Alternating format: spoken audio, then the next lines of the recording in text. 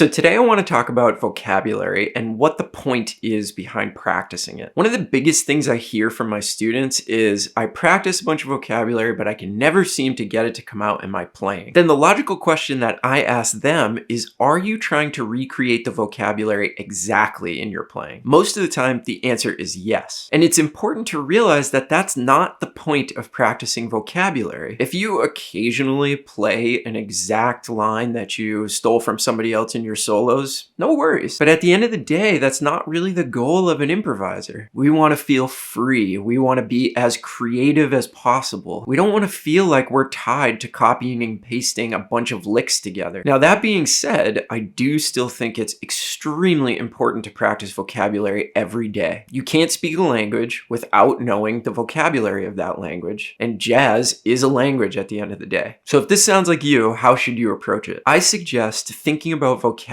in terms of groups of sounds. Now let me explain a little bit further what I mean by that. So what if we're trying to get the sound of the flat 9 in our ear, and we want that to become something that we can access in our solos? When we see a 2-5-1, we want to be able to utilize this very, very important sound to create tension and release. What a lot of people will do is they'll find a piece of vocabulary that contains a flat 9, they'll memorize that, and then attempt to put that into every single solo that they play. So let's think about what happens. First of all, if we don't remember that line exactly, and we're relying on playing a carbon copy of it from beginning to end, as soon as we get off track, the whole line falls apart. The second thing is, we've only practiced one piece of vocabulary, so if we're trying to regurgitate that piece of vocabulary exactly, we really only have one thing that we're able to play when it comes to that flat 9 sound. So here's how I think you should do it differently. You should commit yourself to a couple of weeks or a month of practicing a whole bunch of different pieces of vocabulary that contain a flat 9. And don't try to regurgitate those lines exactly over whatever jazz standard you're playing. Just chill, learn the lines in all 12 keys, and concentrate on hitting that every day so that your fingers and your ears are getting inundated with a whole bunch of different ways to use a flat 9. So I'm talking like maybe a dozen different pieces of vocabulary that contain some type of flat 9 tension and release over a 2-5, for instance. Now, if you just focus on learning the vocabulary and being able to play it fluently instead of actually putting it into your solos, a couple of beautiful things are going to happen. First of all, if you learn a dozen pieces of vocabulary that hinge on that flat 9, you're hearing and understanding a dozen different ways to use flat 9. You're thinking about it from a bunch of different angles. You're hearing it in a dozen different use cases. You're developing a fluency around that note and that sound. Then at the end of whatever period of time you decide to work on this particular sound for, then go ahead and try to use not specific pieces of vocabulary in your solos,